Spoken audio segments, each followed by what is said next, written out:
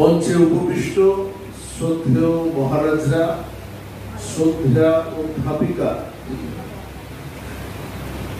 মালদা মিশনের 100 বছরের কথা বলতে গিয়ে স্বামী গিরিশানন্দজির একটি আখ্যান এলেই যে কথাটা বলেন সেটা মনে পড়ে। বলেন যে এই গেটের জায়গাটা দিয়ে একটা খাল ছিল, একটা সাঁকো ছিল, সেখানে সাঁকোটা পেরিয়ে মিশনে যেতে হতো। 100 বছর তো অনেকটা সময়।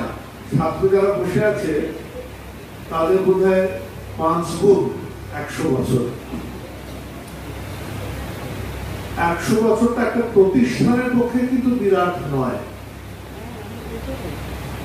যে কোনো প্রতিষ্ঠানের কতগুলো ধাপ থাকে, ফেজ থাকে, সেই ফেজগুলোর মধ্যে দিয়ে, পর্যায়গুলোর মধ্যে দিয়ে ক্রমোন্নতি হয়, বিকাশ হয়।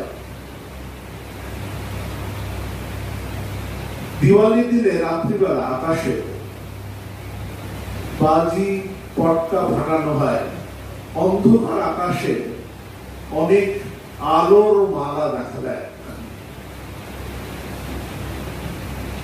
ঘরে নিজেদের বসে দেখা যায় সব টুকরো টুকরো আলো, যেন রূপ তার ক্ষরণ হচ্ছে আকাশের বুক থেকে। যত আমরা দূরে দূরে যাই মিশনের কেন্দ্রগুলো দেখে, তাই মনে হয় কত বিচিত্র রূপে ঠাকুরের ভাবধারা ছড়িয়ে পড়েছে। 1897 এর 1 মে প্রতিষ্ঠা হয়েছিল বলরাম বসুর বাড়িতে। বলরাম বাবু তখন নিজে আর জীবিত ছিলেন না, তার 7 বছর আগে তিনি গত হয়েছিলেন।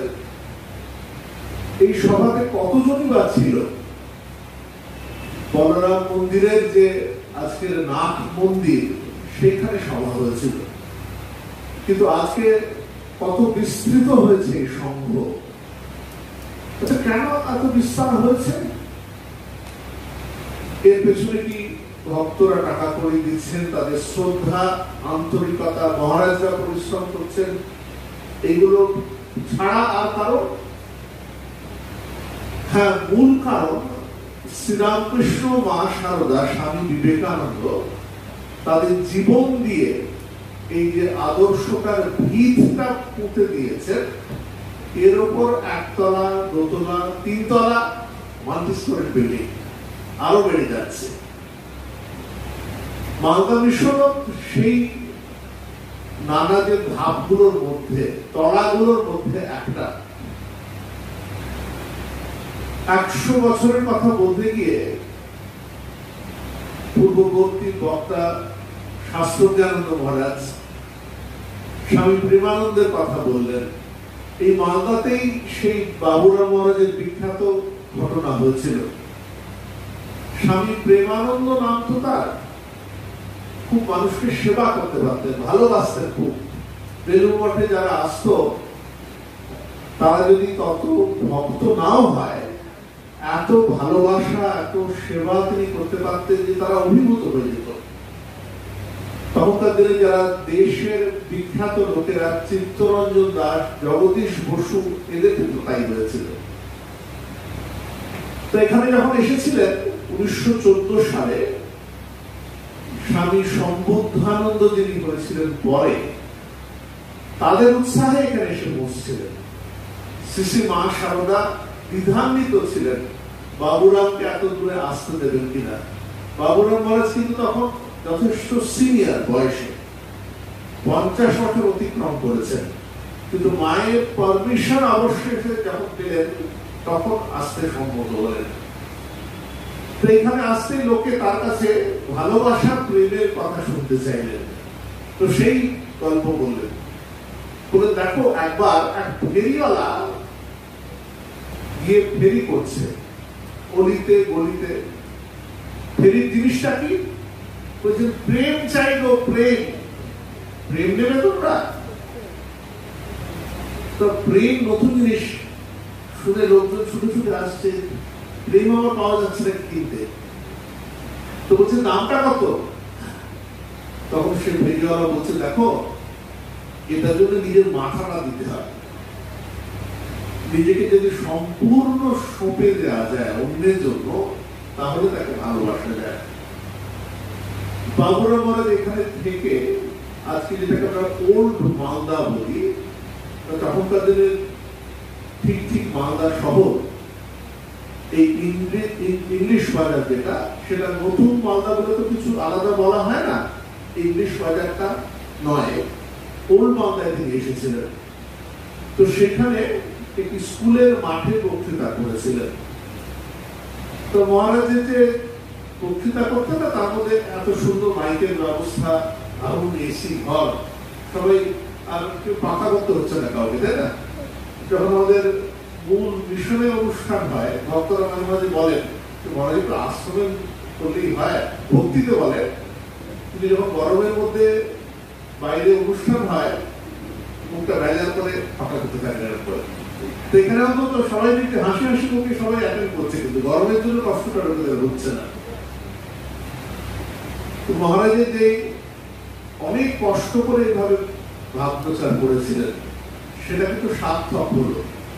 1924 সালে এটা একটা মিশনের কেন্দ্র হিসেবে স্বীকৃতি পেল।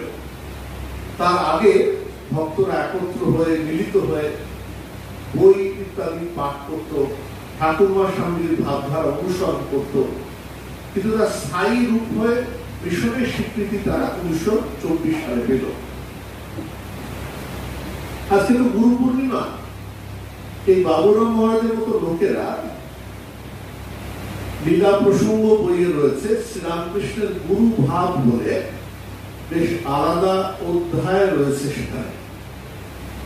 সেখানে মহারাজ বলছেন, স্বামী শারদানন্দজি বলছেন যে আসলে এই ধরনের সাধকরা, মানে শ্রীরামকৃষ্ণের মতো, তারা নিজেদের মনটা বিশ্বজনীন মনের কাছে খুলে দেয়, খুলে দিতে পারেন তাদের সাধনার দ্বারা। তাই এই যে কসমিক মাইন্ড, যেটা বিশ্বজনীন যে মনটা, তার ভেতরে যে অনুরণন, সেটা নিজের ভেতরে অনুভব করতে পারে। তাই জন্য আমরা যারা লিমিটেড মাইন্ড, সীমিত বুদ্ধি নিয়ে থাকি, আমাদের যে সংগঠন হয় বা আমরা যখন একটা কোনো সভ্য হই কোন একটা জায়গার, দৃষ্টিভঙ্গিটাও তাই জন্য এমন থাকে, আদর্শটা এমন সীমিত থাকে যে কিছুদিন পরে গিয়ে সেই সংগঠন, অর্গানাইজেশনটা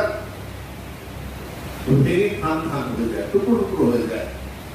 কিন্তু এরা যেহেতু কসমিক মাইন্ড, বিশ্বজনীন মনের সঙ্গে নিজেদের একাত্ম করতে পেরেছেন, তাই জন্য এদের যে প্রতিষ্ঠিত সংগঠনটা সারা বিশ্বের যা তন্মাত্রা, ভাবধারা, সেটাকে কোথায় অনুভব করেছিলেন। যেমন নিউটনের যে মাধ্যাকর্ষণ তত্ত্বটা, এটা তো বলা হয় তিনি কেমব্রিজ ইউনিভার্সিটির একটা গাছতলায় আপেল পড়ার সময় তিনি এই তত্ত্বটা ভেতরে অনুভব করেন। তো এখন তো আমরা নিশ্চয়ই বলছি না যে মাধ্যাকর্ষণ তত্ত্বটা হচ্ছে শুধু কেমব্রিজে গেলেই সেটা এখন ফলবতী হবে, অন্য জায়গায় হবে না, তা না, তাই না? ভারতে হোক, বারবাতে হোক, শ্রীলঙ্কায় হোক, আমেরিকায় হোক, সব জায়গায় হবে। তো শ্রীরামকৃষ্ণের মতো মানুষেরা, তার এই অনুসারী স্বামী প্রেমানন্দ প্রভৃতিরা, তারা এই ধরনের লস, মাধ্যাকর্ষণের ল নয়, তারা ধর্মজীবনের যে লস গুলো, সেগুলো সন্ধান পেয়েছিলেন এবং সেইগুলো যে কথাগুলো বলেছিলেন, সেগুলো আর বলরাম মন্দিরে সীমাবদ্ধ থাকলো না। ক্রমে ক্রমে কলকাতা, বঙ্গের উত্তর দিকে আসতে শুরু করলো। আমার মনে পড়ে 1970 সাল নাগাদ, আমি তখন একেবারে ছেলে মানুষ, 5-6 পড়ি, গৌহাটি থেকে আসছি ট্রেনে করে। তো মনে পড়ে, এখন পুরোনোরা নিশ্চয়ই সাক্ষ্য দেবে একই রকমের, যে তখন ট্রেনে করে এসছে, নামতে হতো, গঙ্গা পেরিয়ে আবার নতুন করে ট্রেনে নামতে হতো। এখন যখনই ফারাক্কার উপর দিয়ে আসি, ওই কথাটা মনে পড়ে যায়, যেন বঙ্গের এই উত্তর দিকটা দক্ষিণ দিক থেকে বেশ আলাদা ছিল। এইখানেতেই মালদা মিশন প্রথম কেন্দ্র হলো রামকৃষ্ণ মিশনের। মালদা এই জেলাটার কতগুলো বৈচিত্র্য আছে। কিন্তু প্রথম কথা, এই জেলাগুলি দেখা যাবে মা কালীর পুজো সর্বত্র আছে, সবসময় মূর্তিতে নয়। কিন্তু যারা এসছেন অতিথিরা তাদের জন্য বিশেষ করে বলছি যে এখানে মূর্তিতে ছাড়াও থানে পুজো হয়। আমি তো উৎসাহিত যেরকম থানটাকে কাপড়ের থান বলে জানি, তখন বুঝলাম যে স্থানটা বা শব্দটা থান হয়ে গেছে। তো তার অন্যতম বৈশিষ্ট্য বলি বেশ ভালো করে হবে। আমি বুঝতে গেলাম যে আচ্ছা থানটা কোথায়? থান একটা ছোট্ট পাথর, একটা শিলাখণ্ড, সেটাকে দেবতা বলে গণ্য করা হচ্ছে। তন্ত্রের যথেষ্ট রমরমা। আবার এখানে কিন্তু রামকেলি গ্রামে মালদা জেলায় চৈতন্যদেব এসেছিলেন। তার সবচেয়ে যারা নামী পার্ষদ রূপ আর সনাতন, তারা দুজনেই গৌড় যে যিনি নবাব ছিলেন তার পার্ষদ বা মন্ত্রী ছিলেন। গৌড়ে যিনি নবাব তিনি দিশেহারা হয়ে গিয়েছিলেন এরা যখন তাকে ছেড়ে চলে গিয়েছিল। সনাতনকে তিনি এমনকি কারাগার বন্দী করে রেখেছিলেন। চৈতন্যদেবের আকর্ষণে এরা দুজনে ঘর ছাড়া হয়ে হলো, মানে কারাগার ছাড়া মন্ত্রিসভার সমস্ত আকর্ষণ ত্যাগ করে চলে গেল। শুধু তা না, একটা বিরাট কাজ এটা করেছিল।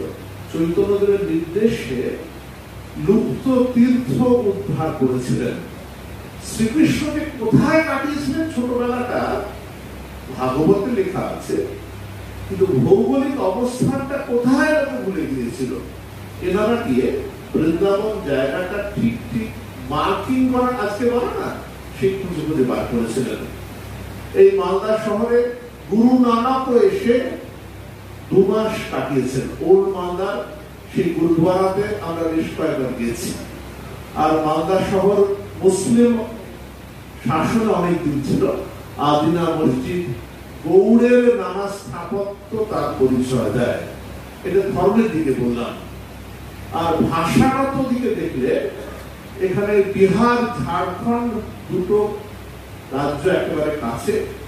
বাংলাদেশ তো জোরে ঢিলটা ছুঁড়লে বাংলাদেশে চলে যেতে পারে।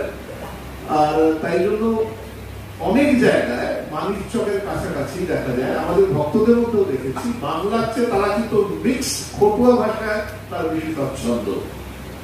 এই যে মিশ্র যে সভ্যতা, এর সঙ্গে সঙ্গে এর যে ধর্মীয় আচার, এই সংস্কৃতি তার বিকাশ হয়েছে।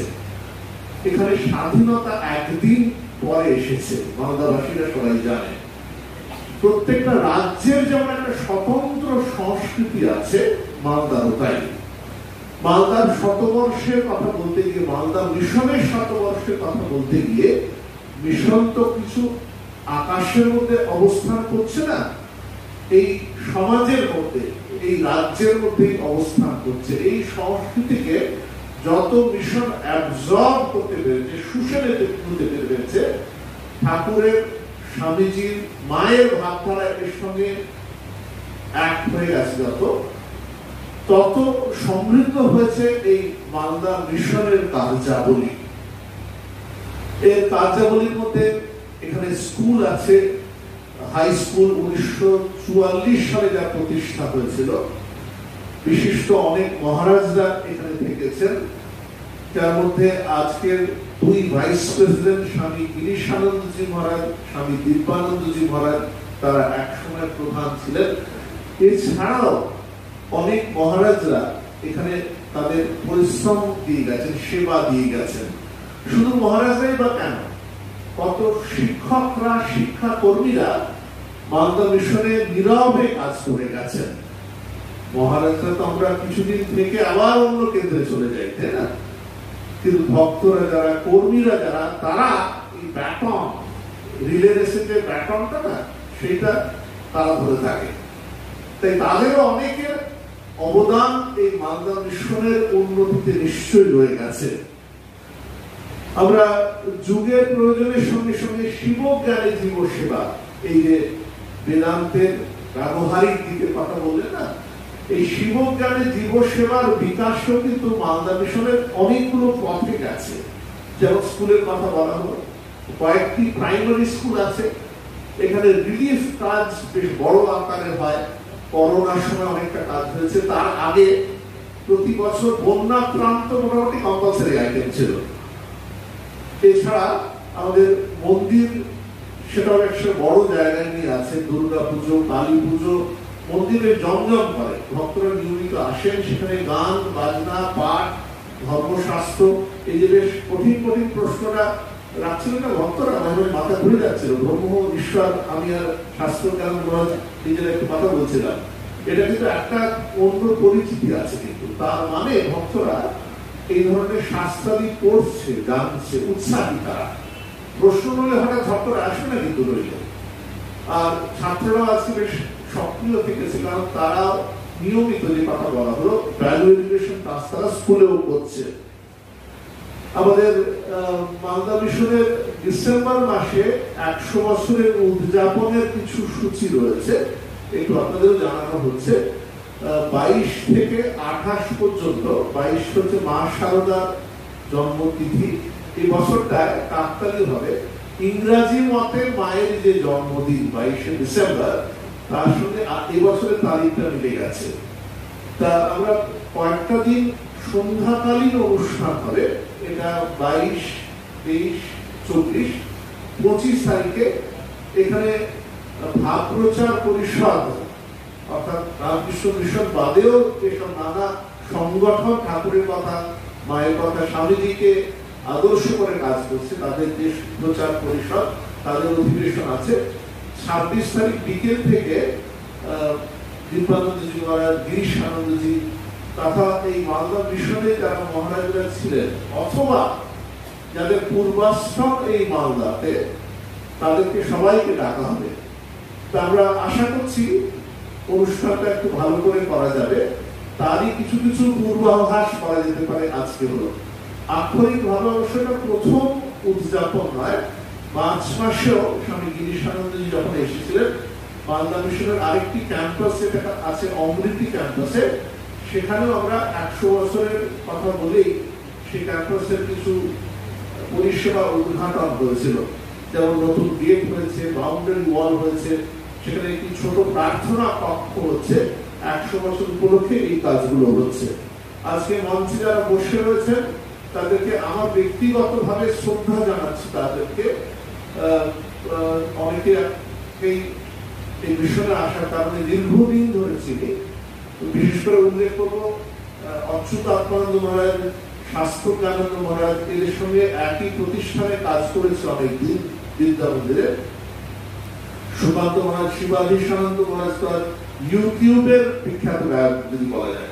যেমন কেউ কেউ বলছিলেন না একটু যদি সর্বপ্রিয়ানন্দ মহারাজকে আনা যায়, তা সেটা হয়তো এক্ষুনি করে উঠতে পারছি না, কারণ যোগাযোগ করেছিলাম, কিন্তু সব ইউটিউব কিন্তু মানুষকে অনেক ঘরে ঘরে নিয়ে গেছে, গান বাজনা বক্তৃতা আদি।